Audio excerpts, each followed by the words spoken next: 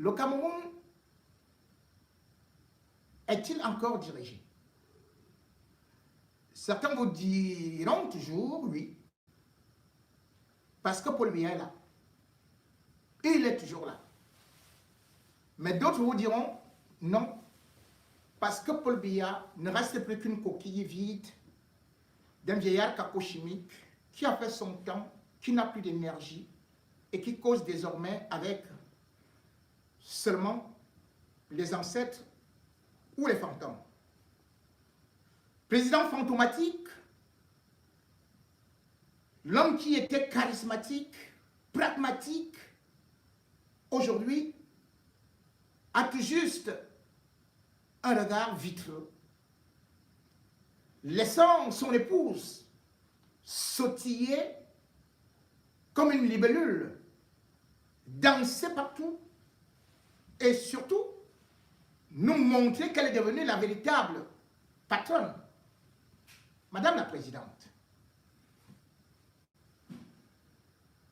lorsqu'on voit aujourd'hui Chantal Biya, on voit également justement cette distance qui est en train de s'établir de plus en plus entre elle et les femmes qui l'aimaient pourtant, qui l'adulaient tant, qui l'appelaient maman. Chantal Biya aujourd'hui est contestée, beaucoup contestée. Je vous ai d'ailleurs fait écouter l'audio de son oncle qui lui disait déjà que l'avenir pourrait être très sombre pour elle, voire comme Sylvia Bongo. Mais Chantal, en tant qu'elle, c'est sirène d'alerte.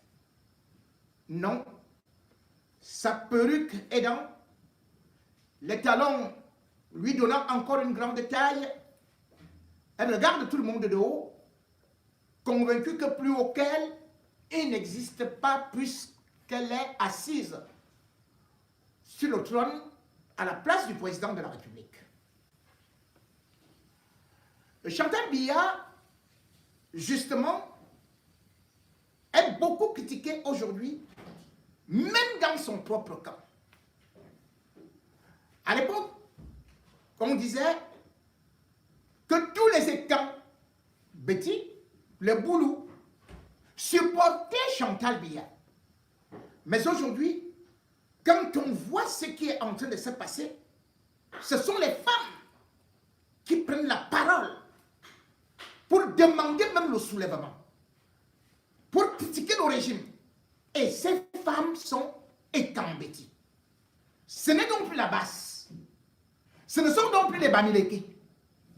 Et c'est maintenant, ça bouillonne dans la maison. La marmite est en ébullition. Vous avez certainement écouté l'intervention de Marlène Mvoutou.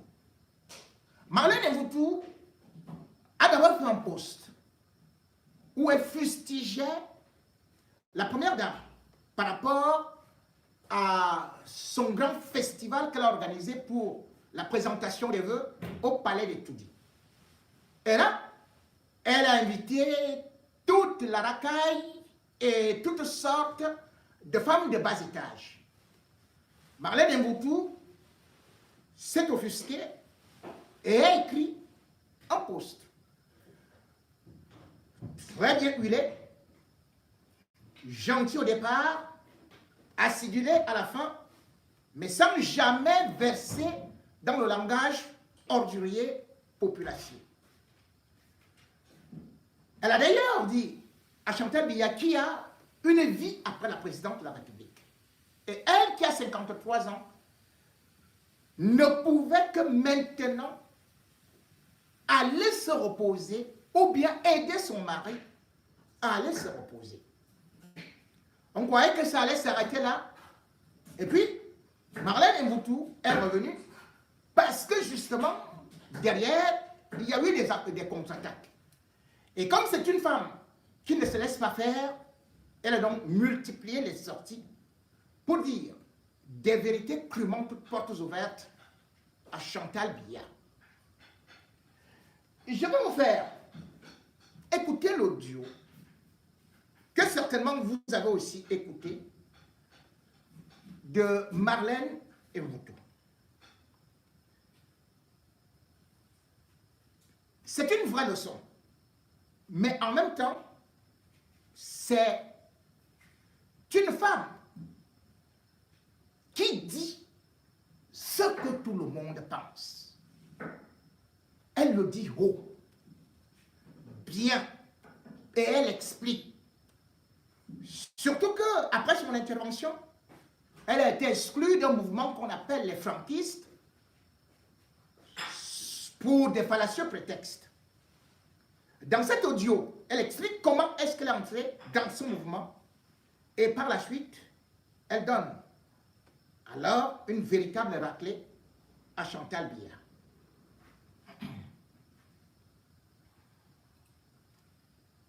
Je vais vous faire l'écouter. Mon père et mon grand-père étaient en dispute, donc je n'attends rien de l'immédiat. Donc ça vient, moi je suis resté dans mes problèmes. Je vais parler maintenant du mouvement français. On vient de passer chez moi, je fais le buzz dans le monde entier. Mohamed Noume, je ne sais pas où il prend mon numéro, il m'appelle. Il me dit oui, vraiment, il faut que tu sois notre secrétaire national à la communication. Je dis, il s'agit de quoi? Il me dit, oh, on a une association des franquistes, tout ça. Je dis, bon, essayez de m'envoyer ce que vous avez fait. Donc, lui, maintenant, il veut surfer sur mon buzz. J'ai mon problème le 14 avril, il me nomme le 20 avril, il fait le tour du Cameroun avec, on l'affiche avec moi, on affiche Rambia et tout. Bon, je peux comprendre nos frères là, c'est des gens qui aiment bien profiter des occasions. Quand je lui demande sérieusement, le contenu de votre affaire, parce que c'est en avril, mais là qui me nomme, c'est quoi le contenu de votre affaire? Il me dit qu'ils veulent porter Franck Biya au pouvoir en 2025. Moi, je lui explique qu'en 2025, ce n'est pas possible que Franck Biya soit candidat. En 2025, Franck Biya n'a pas de parti politique, Franck Biya n'est pas actif dans le RDPC, et actuellement, la seule personne qui peut être candidate pour le compte du RDPC, c'est Paul Biya. Donc, moi, votre histoire où vous dites que vous devez chasser Paul Biya pour mettre Franck Biya en 2025, ce n'est pas possible. Donc, il y a une rupture idéologique entre les membres du mouvement franquiste et moi. Et donc, quand vous me voyez faire ma sortie en septembre avec Marcel Bissot, on ne me présente pas comme secrétaire national de la communication d'un mouvement franquiste. Je suis invité en tant que femme politique et je ne parle même pas d'eux. Parce que j'ai dit que, et j'avais fait une sortie dessus, que la seule façon pour laquelle Franck Biya est un membre du RDPC est qu'il prenne la tête du RDPC. Mais tant qu'il n'a pas la tête du RDPC, il ne peut pas être candidat en 2025. Donc, si les pontes du régime ou alors les gens du régime veulent que Franck Biya prenne le pouvoir, il y a deux options. Soit ils font un coup d'État et ils mettent Franck Biya, soit ils font un congrès du RDPC et Franck devient le président du RDPC. Et voilà les seules conditions pour lesquelles Franck Biya peut être président du Cameroun. Donc, moi, je ne vais pas venir rester dans une histoire. J'ai quand même. C'est moi qui donne de la crédibilité intellectuelle à leur affaire. Qui connaît Mohamed Noume? Qui connaît Raïm Mohamed Noume? Est-ce qu'il a mon parcours intellectuel? Est-ce que Noume peut s'asseoir et parler de politique là où moi je parle de politique? J'ai dit, ah, c'est un gars de Manjo, je vais le soutenir dans ce qu'il a envie de faire, surtout. Je lui ai dit, non, tu ne peux pas dire actuellement que vous allez mettre Franck Biya au pouvoir en 2025. Comme on n'a pas été d'accord, moi j'ai claqué la porte à leur histoire. Je n'ai jamais donné une cotisation dans le mouvement franquiste. Vous ne m'avez jamais vu dans une photo avec les gens des mouvements franquistes. Je n'ai jamais participé à une réunion du mouvement franquiste. Aujourd'hui, parce que je fais le buzz, parce que j'ai fait le tour du monde, à cause des 6-7 paragraphes que j'ai fait là. J'ai fait le tour de Twitter hier. J'ai fait le record de Twitter hier. Il veut s'approcher à mon buzz. Il commence à raconter. Il sort une histoire. Oh, Marlène Embouto exclu du mouvement franquiste. Oh, j'ai démissionné. J'ai été clair avec moi-même. Après leur histoire, ils m'ont livré à la vindicte populaire. C'est lui qui m'appelle. Il me dit, nous t'invitons aux États-Unis. Au mois de juin, là, je dis, ah, il s'agit de quoi? Il dit, il y a une convention Bamileke et tout ça. J'ai dit, bon, ok, il n'y a pas de souci. Il contacte le gars qui doit m'envoyer la lettre. Le gars m'envoie la lettre. Et j'annonce mon arrivée aux États-Unis. Il se peut pas, ils vont mettre mon nom chez Bruce Belton. Ils me lâchent partout dans les médias, comme quoi je viens pour faire la promotion de la campagne de Franck Biya. Et je n'ai vu aucune sortie publique de ce monsieur Noumela pour exprimer qu'en fait, ce n'est pas moi qui ai exprimé la volonté de venir aux États-Unis, que c'est eux qui m'ont invité. Je n'ai vu aucune sortie publique. J'ai décidé de ne plus en faire partie.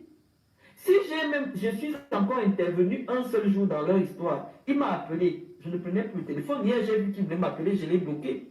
Je n'ai plus jamais décroché le téléphone de ce monsieur. Donc, ils se mettent à raconter qu'il m'a exclu de son mouvement parce que j'ai écrit à Chantal Biya. Il ne sait pas à qui il a affaire. Il ne sait pas à qui il a affaire. Je vous ai dit que je suis une personnalité très écoutée dans le monde médiatique. Les gens connaissent ma crédibilité intellectuelle.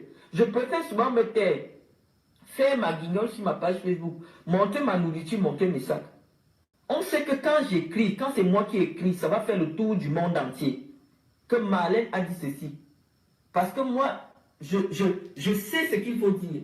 La vérité aujourd'hui, c'est que c'est Chantal Biya qui s'accroche au pouvoir. Voilà. Et nous disons à Chantal Biya qu'elle ne peut pas prendre le pouvoir au Cameroun parce qu'elle n'a pas les capacités de diriger le Cameroun. Paul Biya ne peut pas être candidat parce qu'elle veut que Paul Biya soit humilié. Un Paul Biya qui s'accroche au pouvoir en 2025, c'est la catastrophe garantie pour le Cameroun. Est-ce que vous entendez? Il ne pourra pas terminer le mandat de 7 ans. Voilà. Il faut penser à vos enfants. C'est pour ça que j'ai dit que ce serait irresponsable. Le RDPC doit prendre ses responsabilités. C'est Les nous qui Camerounais parlons. doivent prendre leurs responsabilités. Le président n'a plus la capacité de juger. Le président n'est plus là. Le président n'est plus là. Les gens l'agitent maintenant comme un épouvantail. Les gens se servent de lui. Les gens se servent de son aura. Vous voyez comment on l'infantilise. Paul Biya n'a jamais été un homme, l'homme qu'on présente actuellement sur les réseaux sociaux. Les gens l'infantilisent. J'ai d'abord fait un discours codé dans un message que j'avais laissé, que les gens sont en train de manquer de respect au président. Il a vieilli, il faut qu'on le protège. Et la seule façon de le protéger, c'est de commencer à préparer une sortie honorable pour lui. Et la sortie honorable n'est pas un deuil en tant que président. Tout à Ceux qui fait. pensent qu'il faut qu'il meure au pouvoir, non. S'il meurt au pouvoir, c'est des générations que vous allez en train vous serez en train de sacrifier.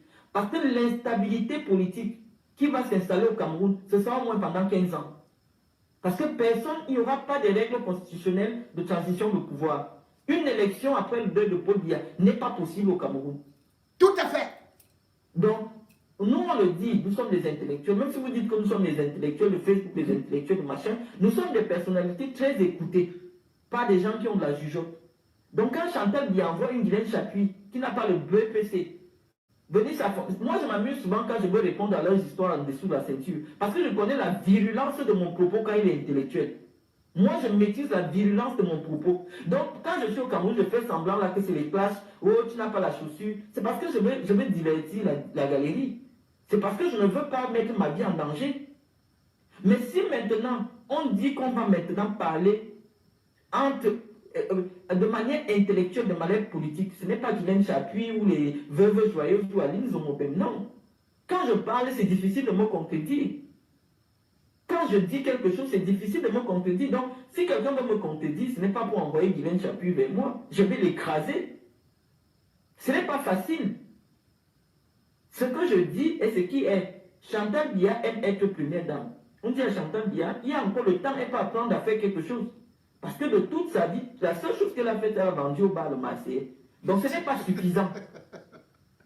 Ce n'est pas suffisant. En 30 ans, elle pouvait apprendre plein de choses. C'est une femme qui ne s'est jamais exprimée comme ça publiquement. On ne sait pas si elle parle français, on ne sait pas si elle parle anglais. Elle parle, oui, je vous aime. C'est tout. C'est tout. Donc on estime qu'à ce niveau-là, nous, on a soutenu le président parce qu'on dit que c'est un grand homme. La puissance du président faisait qu'on ne voyait pas cette insuffisance qui était à côté de lui. Mais aujourd'hui, le président est fragile.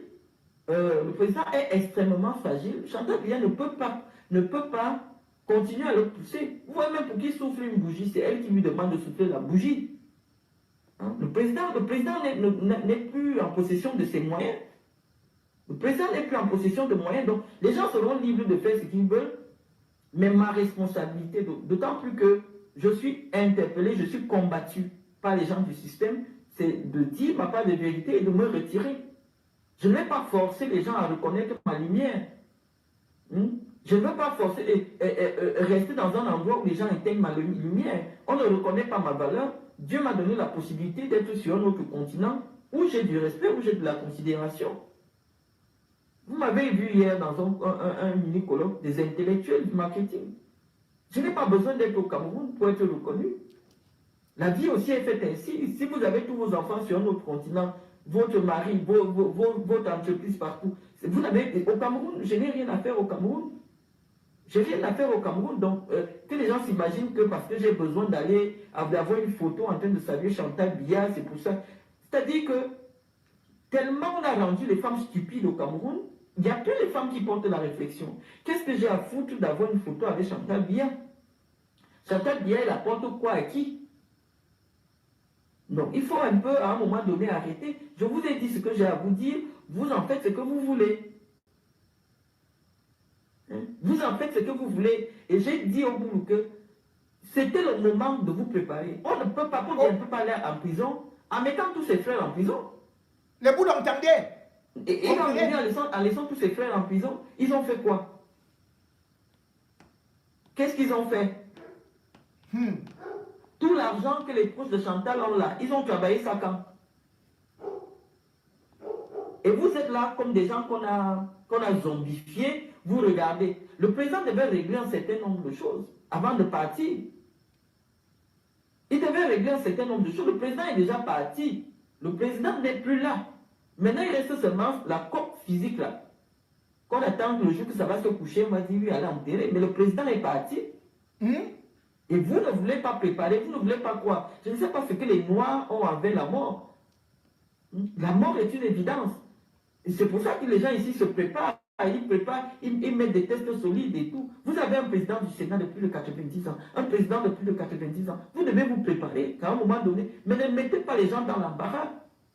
Moi, je le parle, moi, j'ai mis ma famille à l'abri. Mais les autres font comment?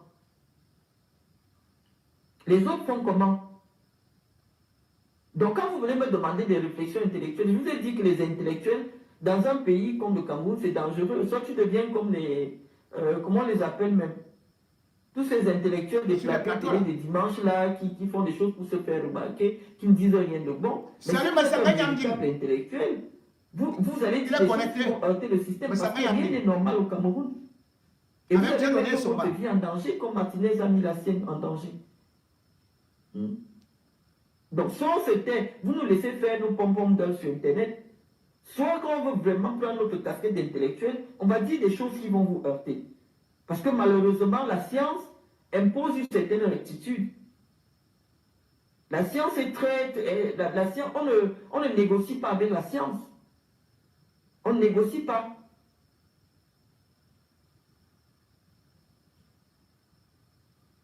Donc, il faut dire la vérité à Chantal que ce n'est plus possible qu'elle soit première dame en 2025. Elle est prête à tout pour rester. Ce n'est plus possible. Et je demande donc à tous les Camerounais de tout faire pour aider le président à avoir une sortie honorable. Chantalo! Chantalo! La sortie honorable, ce n'est pas de mourir en tant que chef d'État. Parce que vous avez vu en Côte d'Ivoire, quand Houphouët-Boigny décède, qu'est-ce qui s'est passé?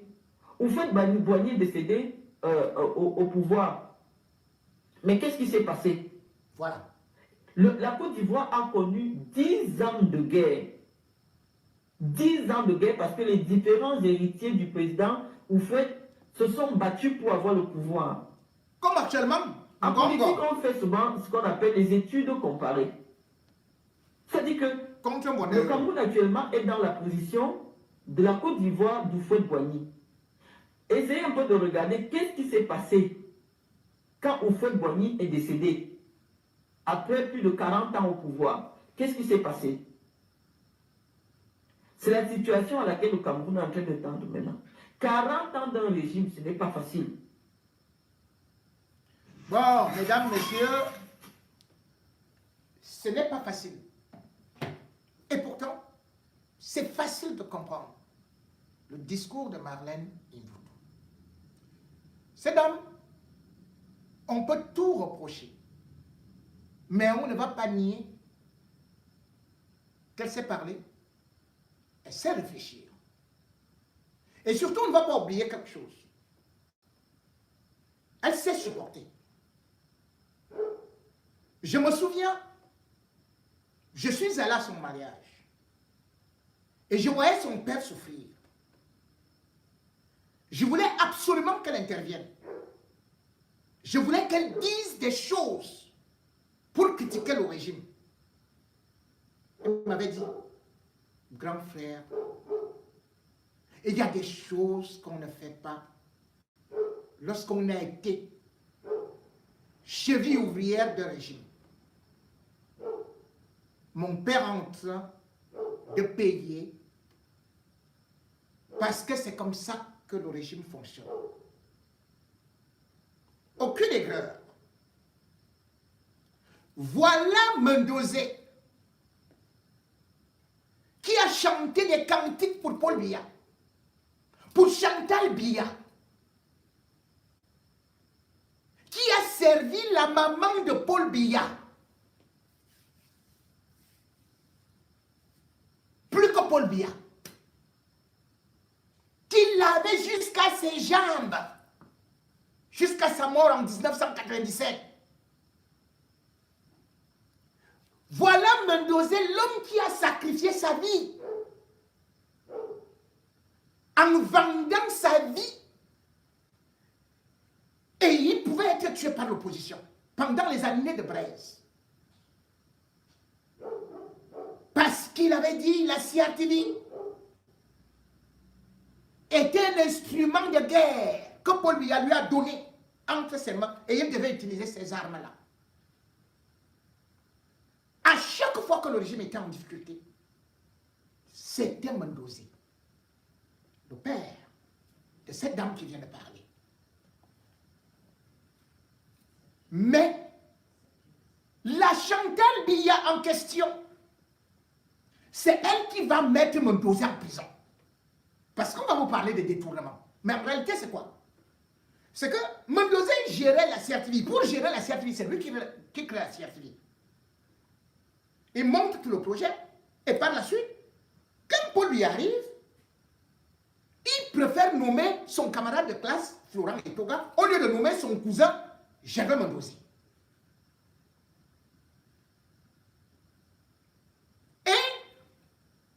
Lorsque le Conseil supérieur de l'État, c'est Paul Biya qui envoie le contrôle auprès de la CRTV.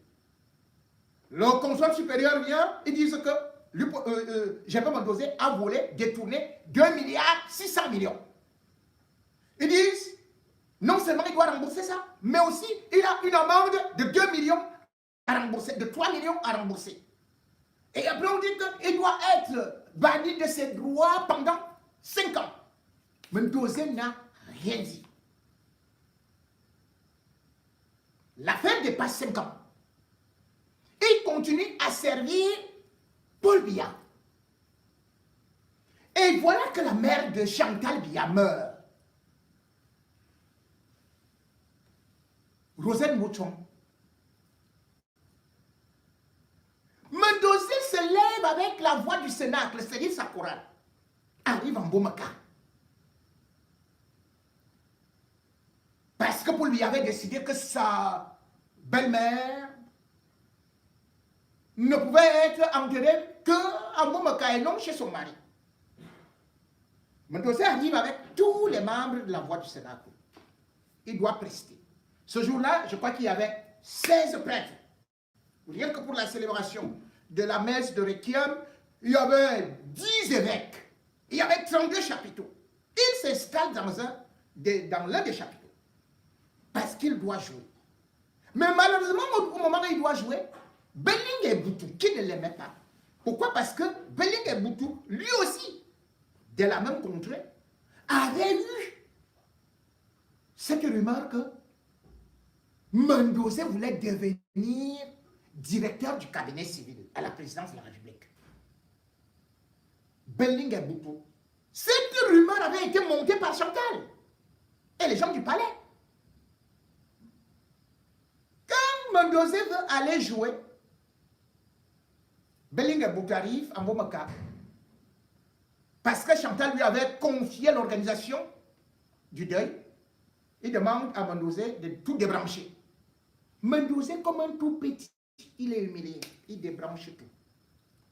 Le même Bellinga repart voir Chantal Biya le lendemain. Quand on dit que, mais pourquoi est-ce qu'il n'a pas joué? Non, non, il n'a pas voulu jouer. Chantal Biya monte Paul Biya. Quand il vous dit que c'est Chantal qui dirige là, c'est depuis. Chantal Biya monte Paul Biya que Mendoza a saboté le deuil de sa mère, l'enterrement de sa mère. Voilà comment est-ce que la descente aux enfers commence pour Gervais Mendoza. Puisque la mère de Chantal Biya est enterrée, je crois, le 17 octobre 2014. Mendoza est arrêté en novembre 2014. Et qu'est-ce qu'on va d'abord nous dire? On va dire que Mendoza a détourné 16 milliards et demi. On a humilié ce monsieur-là. Ce monsieur qui prenait de l'argent, c'est la maman de Chantal qui disait « Oh mon fils, donne-moi ceci et cela ». Elle envoie des gens, donne encore ceci et cela. Mendoza ne faisait que donner de l'argent.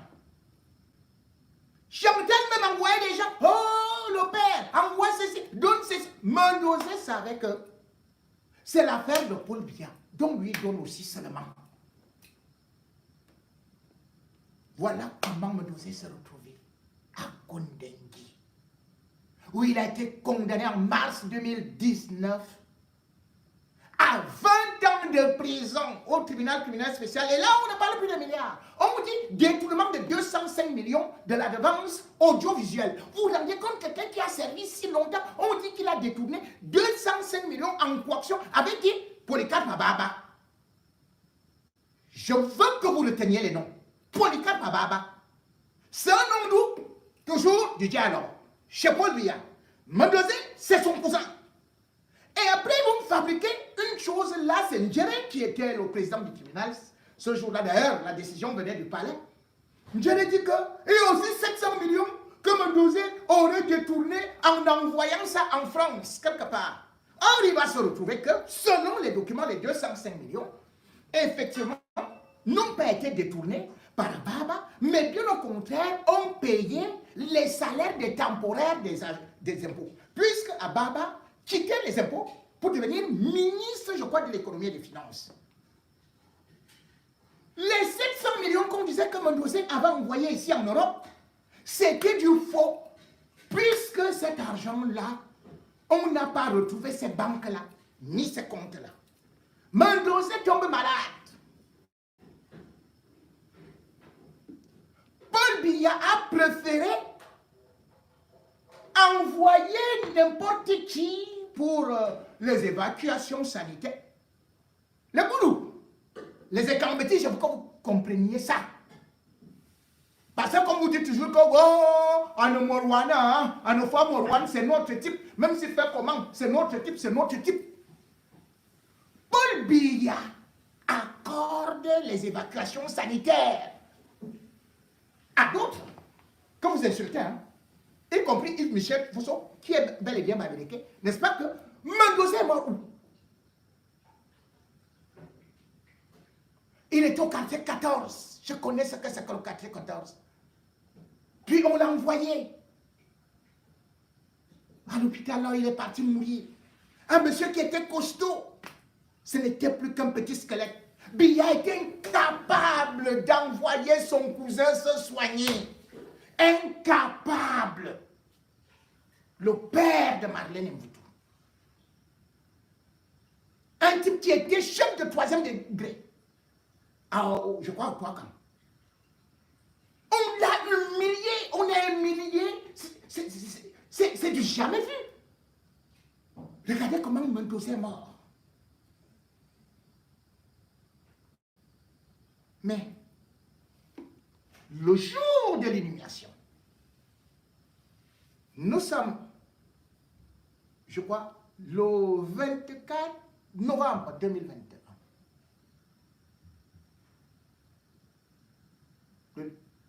Mendozé. Qu'est-ce qu'on a vu? Le fils de Mendozé, Serge Akounou, l'héritier, qui s'était sacrifié pour Franck Biya. C'est-à-dire que quand on arrête Franck Biya aux États-Unis pour trafic de drogue, c'est le fils de Mendozé qui va en prison. Maintenant, il ressort de la prison en disant que oui, c'est vraiment moi qui ai fait ceci, c'est moi. Pour que Paul Biya, lui, sauve son fils. Mais le jour de l'inhumation, le gars là a dit, au nom de mon père, je tiens à remercier Monsieur Paul Biya et son épouse, la première dame, Chantal Biya, pour tout le bien qu'ils ont fait à mon père. Pour tout le bien qu'ils ont fait à mon père. Je suis resté comme ça et dit que, c'est quoi? Pardon? Et ce n'est pas tout. Le 26 novembre 2021, je contrôle la page de Marlène Mvoutou. Je vois également Marlène Mvoutou qui remercie la première dame, Chantal Biya. Je dis pardon. Pour l'assistance, pour la famille et pour ceci et cela, j'ai commencé à gratter la tête. Elle l'a remercié, Chantal Biya. Elle l'a remercié, Chantal Biya. C'est-à-dire, sans aigreur, ni rien, elle a remercié Chantal Biya. Elle a même remercié des gens qui ont abandonné Mendozé, comme lui Paul Montazé, en boulot. Hein. Et elle a remercié Famon Dongo. C'est lui-là qui voulait qu'on crucifie Montazé. Il a remercié les élites Boulou qui ont tué, qui ont participé à la mort de Gervais Mendozé. Aujourd'hui, la vérité, Marlène Mvoutou a beaucoup supporté, mais elle voit la vérité. Et comme elle aime ce pays, elle dit on ne peut pas continuer à fermer la bouche comme ça. Les Boulous ne profitent pas de ce pays comme on veut nous le dire. Il y a juste un petit clan de Boulous qui profite. Les autres ont été sacrifiés. Les Bétis ont été sacrifiés. Peuple Béti, Paul Biya ne nous a jamais aimés. Les Ekambétis doivent être les premiers à se révolter. Regardez le nombre d'Ekambétis qui sont en prison, qui sont humiliés. Regardez ce qu'il a fait de Montazé, de Mendozé. Combien sont morts en prison? Biya ne veut pas d'un Ekambéti qui soit au-dessus, qui émerge. Il les détruit, il nous détruit. Et aujourd'hui, ce n'est plus que oh, le clan Boulou, le clan ceci, c'est terminé. C'est terminé, nous avons compris. Boulou et Ton et Wondo et Kambeti, Banileke, Sawa et tout. Nous tous on est dans le même bateau. Paul Biya ne nous aime pas. Mais il déteste encore plus le Béti. Il déteste le Boulou. La preuve c'est que la région du Sud n'est même pas développée. Et c'est pour ça que je félicite ce courage que Marlène a eu de dire les vérités à Chantal Biya. Tout comme également, je vais vous passer une autre véritable Amazone qui est en train de monter et qui dénonce non seulement Paul Biya, Chantal Biya, mais appelle l'armée française, l'armée camerounaise à accompagner le peuple pour qu'on arrête cela. Je vais vous dire pourquoi est-ce que Paul Biya fait ça à Mendozé. C'est parce qu'à cette époque-là, en 2014, Blaise Compaoré venait d'être renversé.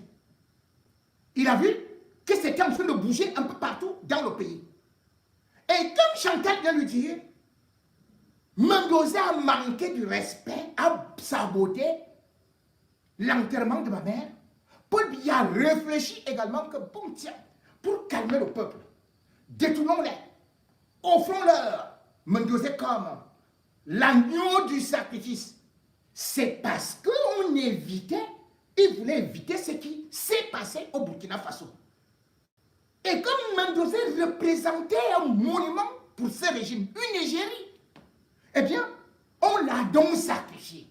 On l'a balancé comme ça. On l'a humilié avec tous ses enfants.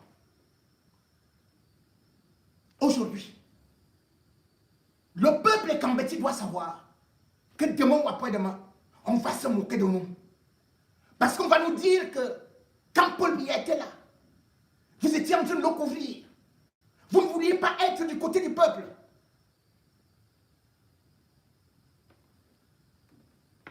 Alors qu'on n'a pas profité, depuis que Paul Biya est là, on n'a fait que souffrir, souffrir. Toutes les élites et Kambeti ont été détruites. Peuple, levez-vous, écoutez cette femme, une véritable Amazone et Kambeti qui vous parle. Mesdemoiselles, messieurs, chers frères et sœurs, chers abonnés, bienvenue sur la vidéo. Et je vous souhaite d'abord bonne année 2024. Beaucoup de santé, beaucoup de bonheur, beaucoup de plaisir, beaucoup de réussite et surtout beaucoup d'engagement dans la lutte. Écoutez, c'est encore un grand coup de gueule, malgré que je vais me souhaiter la bonne année. Vous avez su, comme moi, vous avez écouté comme moi le message de Paul Biya, parce que moi je ne l'appelle même plus président de la République, que ça ait été un message monté ou alors je ne sais quoi. Vous vous rendez compte, il a encore craché sur nous, il a encore craché sur notre gueule.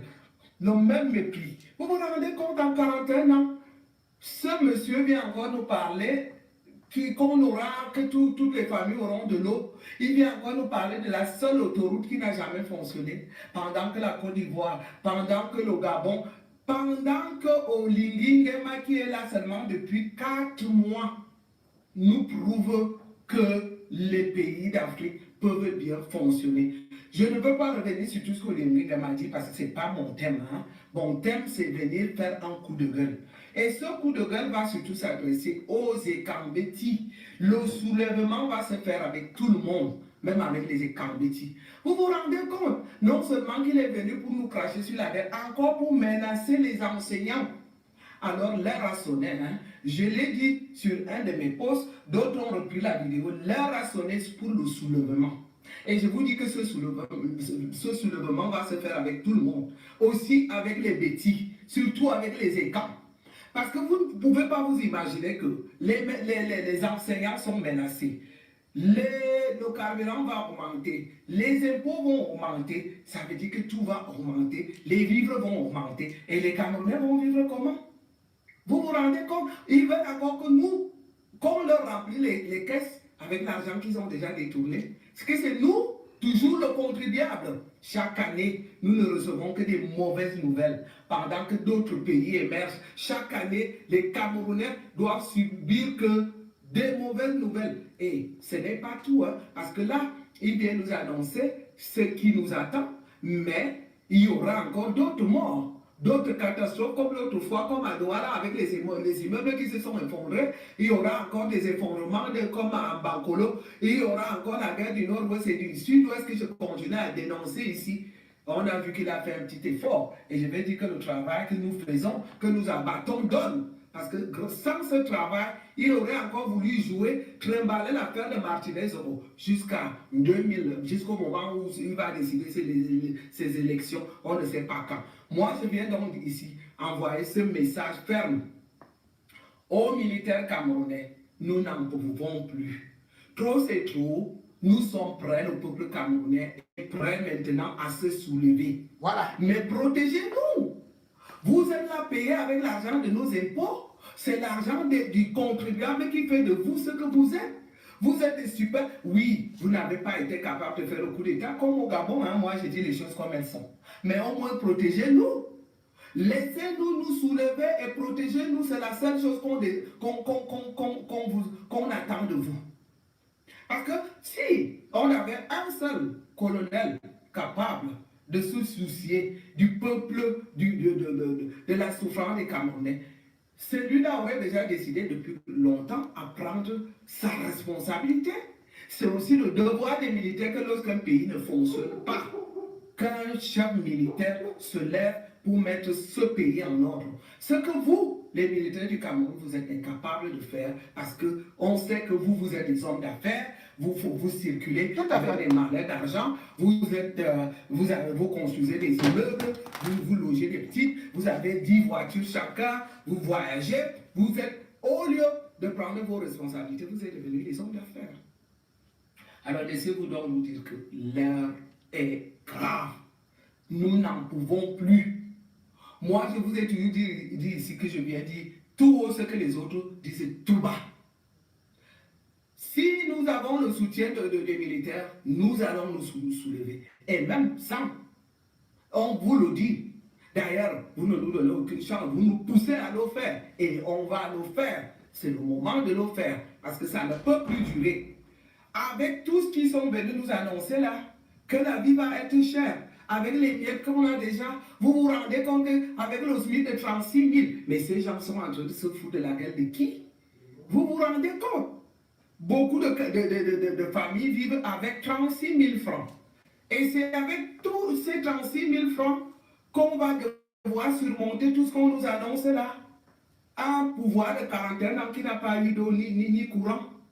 Et en plus de ça, on voit l'autre qui a les perruques de 50 cm là, qui s'appelle Chantal Biya, qui est en train de faire les fêtes pour nous larguer. Vous savez jusqu'où ça va aller comme ça.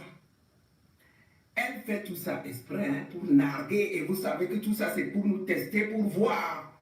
Alors je vais vous dire frères et sœurs, le moment est grand. Vous nous dites toujours venez ici sur le plat parler. Vous croyez que quand j'allume la caméra comme ça pour venir dire tout ce que tout le monde pense déjà, tout ce qui se prépare déjà, c'est un soulèvement que je fais là. Hein? Vous ne vous imaginez pas ça? Que c'est un soulèvement que je suis déjà en train de faire en allumant ma caméra. Alors pour ceux qui le savent, que nous sommes prêts maintenant à se soulever. Vous vous rendez compte, un président qui se lève, qui fait un discours de fin de l'année, qui vient proliférer les menaces aux enseignants. Et vous croyez que nous on va laisser ces enseignants comme ça? Ce sont eux qui ont fait de nous ce que nous sommes. Moi, je n'ai pas eu un grand parcours académique au Cameroun, mais je suis quand même parti du Cameroun avec le niveau du probatoire. Ce qui n'était pas rien grâce à mes professeurs. Donc, je dis donc soutien au TS. Vous n'allez pas lâcher et nous sommes avec vous. Et je vais vous dire, moi qui parle la femme Kambeti, même à Zumine Karnala, tout c'est trop bitaya. Bitaya, il y a des prétours, il y a des communisants, et bien sûr, communisants, il y a des morusse. Nous serons en route pour tout le monde. Ceux qui ne vont pas sortir, ceux qui ont un rendez-vous. Bien sûr, le militaire doit protéger bien. Parce que moi, c'est avec notre argent que vous montez dans les avions. Vous construisez des maisons avec notre argent. Vous êtes devenus des hommes d'affaires, des mallettes. Vous les militaires, vous les colonels. L'immeuble là-bas, c'est l'immeuble du colonel tel. L'immeuble là-bas, c'est l'immeuble du colonel tel. C'est comme ça que vous aviez habitué les Camerounais. Vous savez que les Camerounais sont devenus tellement méprisés qu'on parle de ça tout haut et fort. Et merci à tous ceux qui m'ont soutenu. Merci.